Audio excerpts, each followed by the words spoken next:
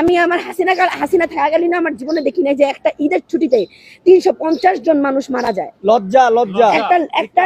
একটা বাস, এখন বলতে পারেন কি যে বাস ডুবে গেছে সেটা কি সরকারের দোষ? আপনাদের দোষ আমরা বলতেছি না, আপনাদের এটা সিস্টেমের সমস্যা, আপনাদের নিরাপত্তাজনিত সমস্যা।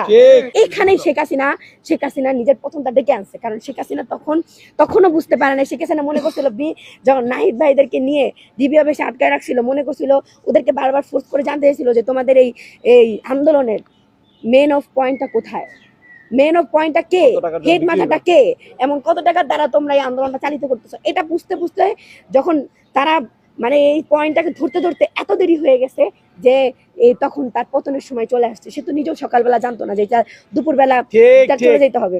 সুতমা রানী মন চাইতেছে বেড়ার মতো মেশিনটা তোর মুখের মধ্যে ঠেকাইয়া মুইতে দিতে, শুধু তোর মুখে না, এই জুলাই যত সুতমা রানী আছে, সুদা খাওয়া সুতমা রানী ব্যাগটিরই মন চাইতেছে যে এই মেশিন ছেঁড়াগো মতো তোকে মুখের মধ্যে ঠেকাইয়া একারে ইচ্ছা মতো মুততে।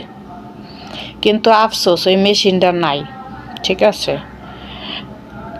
তোরা সবাই বুঝতেছস, সমস্যা নাই। শেখ হাসিনার পতন হয়েছে, স্বৈরাচার শেখ হাসিনার পতন হয়েছে দেখাই তো মনে কর কি যে আজকে তোরা দেশের মানে হুটকিটা মারা কে কম মেদ্যা দিতেছে এটা বুঝতেছস। তবে সমস্যা নাই, আরও বুঝবি, আরও বোঝার বহুত কিছু বাকি আছে। যত দিন যাইব তত উন্নত হইব, তত মানুষ বুঝবো, জনগণ বুঝবো, লগে তোরাও বুঝবি। ঠিক আছে, যে শেখ হাসিনা 41 সাল পর্যন্ত একটা পদক্ষেপ নিয়েছিল, কিন্তু তোরা যাই করছো মানে আল্লাহ যা করে ভালো লেগেই করে।